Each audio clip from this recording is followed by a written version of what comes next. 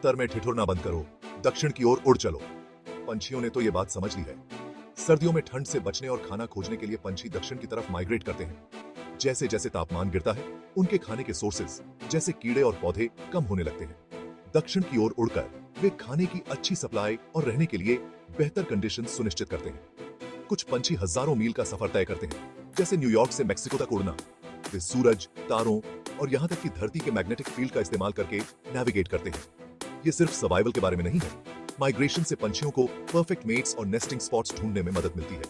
तो अगली बार जब आप पंछियों का झुंड दक्षिण की ओर जाते देखें, तो याद रखें, वे एक इंपॉर्टेंट जर्नी पर हैं। क्यूरियस रहो और एक्सप्लोर करते रहो।